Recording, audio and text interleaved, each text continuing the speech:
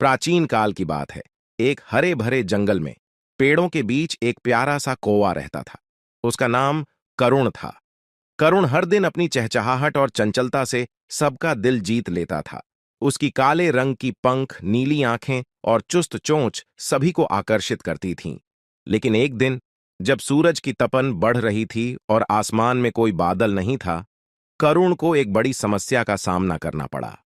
पानी की खोज। करुण दिन भर उड़ते उड़ते थक चुका था और अब वह बहुत प्यासा महसूस करने लगा। उसने सोचा, मुझे जल्दी से पानी मिलना चाहिए, नहीं तो मैं बहुत बीमार हो सकता हूं। उसने अपनी चोंच से जमीन पर पानी खोजने की कोशिश की, लेकिन कहीं भी पानी का निशान नहीं मिला। वह आसपास के तालाबों और नदियों की ओर उड़ने लगा, लेकिन सभी सूखे हुए थे। गर्मी के कारण सभी जल स्रोत सूख चुके थे। करुण बहुत थका हुआ और निराश हो गया।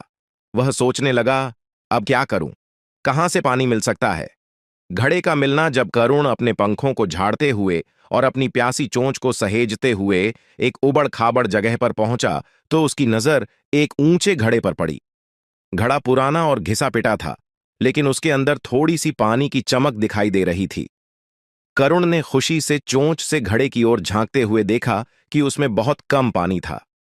वह घड़े के पास गया और देखा कि घड़े का मुंह बहुत ऊंचा था, जिससे वह पानी तक आसानी से नहीं पहुंच पा रहा था। उसने अपनी चोंच से पानी निकालने की बहुत कोशिश की, लेकिन सफल नहीं हुआ। करुण निराश हो गया और सोचने लगा कि अब वह क्या करे। समाधान का विचार करुण ने अपने छोटे से दिमाग का इस्तेमाल करना शुरू किया। उसने सोचा, अगर मैं कुछ पत्थर घड़े में डाल दूं तो पानी का स्तर ऊपर आ सकता है। उसे यह विचार बहुत अच्छा लगा और उसने आसपास देखना। उसने कई छोटे छोटे पत्थर ढूंढे और एक एक करके घड़े में डालने लगा।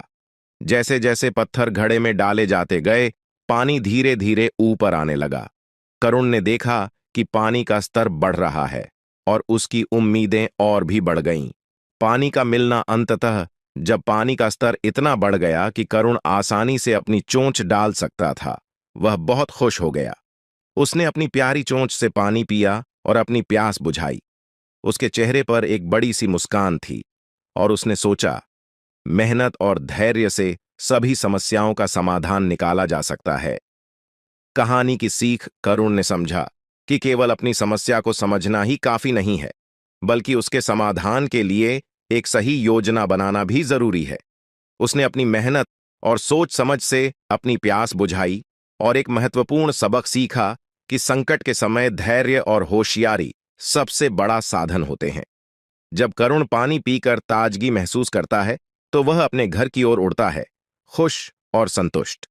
उसकी यह कहानी आज भी हमें सिखाती है कि मुश्किल समय में हमें अपने दिमाग का उपयोग करना चाहिए और धैर्य रखना चाहिए। समाप्ति। इस कहानी से हमें यह सीखने को मिलता है कि कठिन परिस्थितियों में हमें निराश नहीं होना चाहिए, बल्कि ठान लेना चाहिए कि हम अपनी समस्याओं का समाधान खोज लेंगे।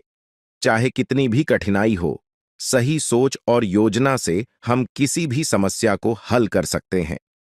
धन्यवाद।